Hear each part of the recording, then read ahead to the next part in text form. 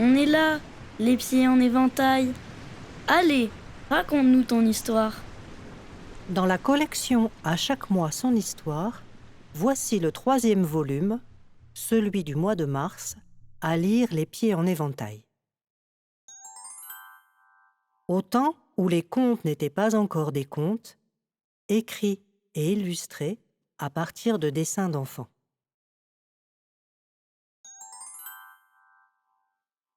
Il était une fois une grande mais très pauvre famille qui avait la particularité d'avoir 7 enfants, tous des garçons. Ces 7 garçons étaient tous nés le même jour. On les appelait les septuplés. L'un était très grand, un autre minuscule. L'un était gourmand, un autre musicien. L'un était chasseur, l'autre adorait les animaux, et un autre encore était très agile. Bref, tous frères, mais très différents. Un jour, leur père les réunit autour de la table familiale et leur dit : « Mes enfants, demain vous aurez 20 ans, et il est grand temps que chacun d'entre vous trouve sa place dans le monde. Afin que vous puissiez réussir de grandes choses, vous devez quitter cette maison et ce village. Vous chercherez un endroit qui vous correspond, où vous pourrez faire de belles choses et réussir votre vie. Ce soir sera notre dernière veillée. Demain, vous ferez vos bagages et partirez tous les 7 à l'aventure. » Les 7 frères furent surpris d'être obligés de partir si vite, mais ils décidèrent de profiter de leur soirée en compagnie de leurs parents dans la maison qui les avait vus naître et grandir. Le lendemain matin, quand ils se réveillèrent, leurs parents avaient préparé pour chacun un petit sac de provisions pour subsister quelque temps. Ils partirent donc gaiement, confiants en l'avenir. Le village de leur enfance était entouré d'arbres. Ils décidèrent de marcher vers l'est, là où le soleil se lève, et entreprirent sans le savoir de traverser une grande et profonde forêt, pas complètement inhabitée. Ils avancèrent d'un bon pas, droit devant eux, pendant toute la journée. Le soir venu, ils s'arrêtèrent pour manger puis se reposer. Ils n'avaient jamais couché dehors, et la nuit fut longue pour eux tous. Des bruits les réveillaient, il faisait froid, c'était inconfortable. La 2e journée les trouva un peu moins enthousiastes, mais ils marchèrent tout de même d'un bon pas. Le soir, ils se rassasièrent, puis tentèrent à nouveau de dormir à la belle étoile. Ce ne fut pas non plus facile. Ce fut ainsi le jour d'après et tous ceux qui suivirent pendant 1 mois. La motivation de certains s'amoindrissait, les vivres aussi. Depuis leur départ, ils n'avaient croisé la route de personne, sauf de quelques lapins, écureuils et autres petits animaux de la forêt.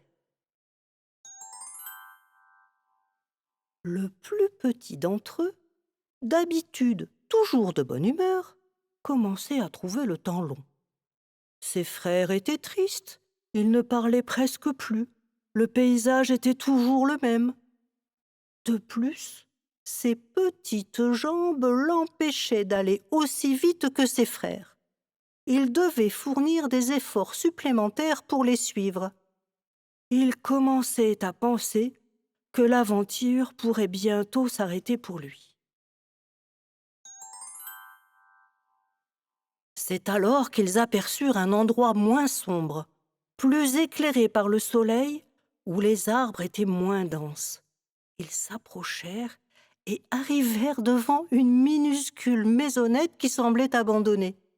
En y regardant bien, tout était petit dans cette maison. La porte, les fenêtres, la cheminée. En jetant un œil par une fenêtre, ils comprirent qu'elle devait être habitée, car il y avait tout ce qu'il fallait pour y vivre. Des lits, des chaises, une table, des bols, des assiettes, mais aussi des toiles d'araignée et un désordre indescriptible. Les habitants de cette maison n'ont pas l'air très soigneux, pensèrent-ils en même temps. En y regardant de plus près, ils s'aperçurent que tout était prévu pour 6 personnes. Sur chaque lit, sur chaque chaise, sur chaque bol, sur chaque assiette, on retrouvait les mêmes prénoms. Grincheux, Simplet, Prof, Atchoum, Timide et Dormeur. « Comme c'est étrange !» se dirent les 7 frères. Mais rien ne nous correspond. Tout est trop petit, trop bas, trop minuscule. Nous ne pouvons pas rester là. Renchérit le plus grand d'entre eux. « Mais si, moi je peux, dit le plus petit. J'aime beaucoup cette maisonnette et je vais m'installer ici en attendant le retour de ses habitants. Tu vas nous quitter, joyeux demandèrent les 6 autres. Oui, d'après ce que je vois, les habitants de cette maisonnette doivent être environ de ma taille. Je vais rester ici, me construire un lit, une chaise, un bol, une assiette et écrire mon nom dessus. Ainsi, nous nous appellerons les 7 nains. Peut-être deviendrons-nous célèbres un jour, qui sait?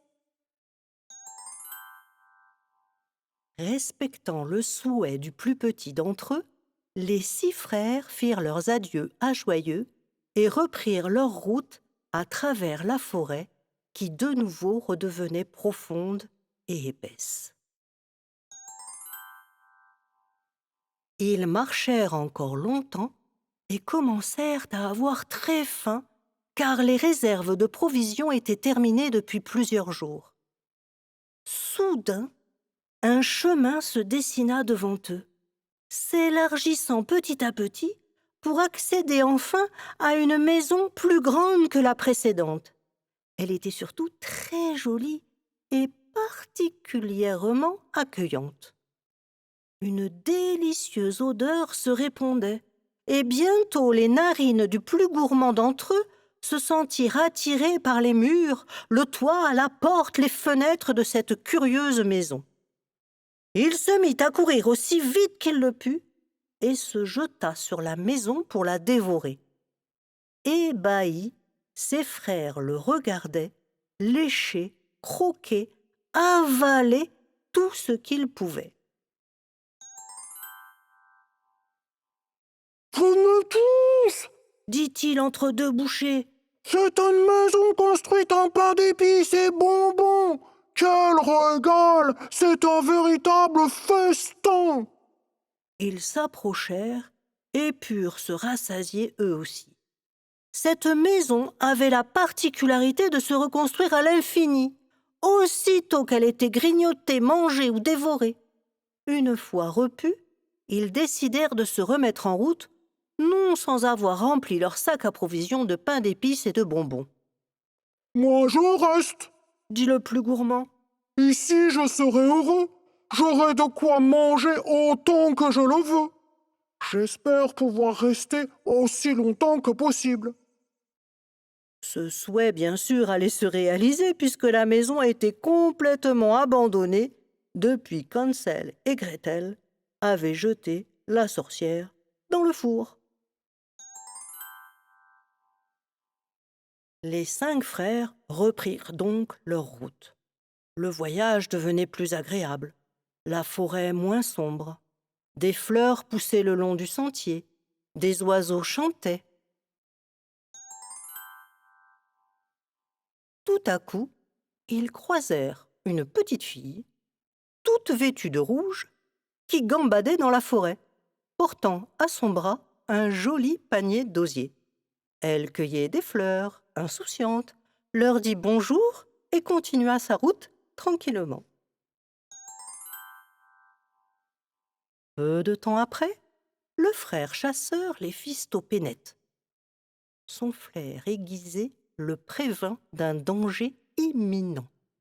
Ne quittant jamais son fusil, il l'épaula et visa un point noir au loin que seul son œil de chasseur pouvait voir. Il appuya sur la gâchette et tira. Une forme noire et poilue s'écroula sur le sol. Ils s'approchèrent tout doucement et virent un énorme loup allongé, raide mort. « Eh bien, celui-là ne fera plus de mal à une mouche, ni à une petite fille habillée de rouge d'ailleurs. Ma foi, cet endroit me plaît bien. J'ai de quoi chasser et m'occuper.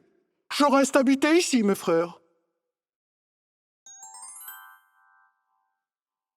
Ils repartirent donc à 4, tandis que le frère chasseur s'appropria la maison de la grand-mère, qui était vide, puisque le loup l'avait mangée.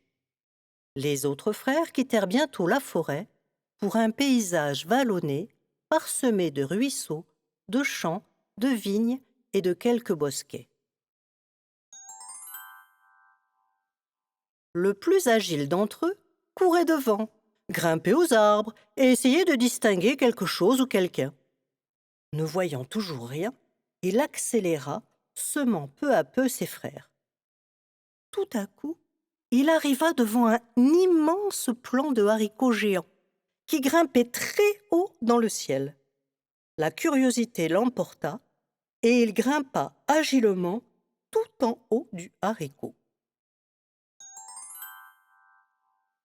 Quand ses frères le rejoignirent, en bas du haricot, bien sûr, il était hors de vue et de portée. Ils l'attendirent un petit moment, puis un long moment, puis toute la nuit. Ne le voyant pas revenir, ils comprirent qu'il avait certainement trouvé son chemin.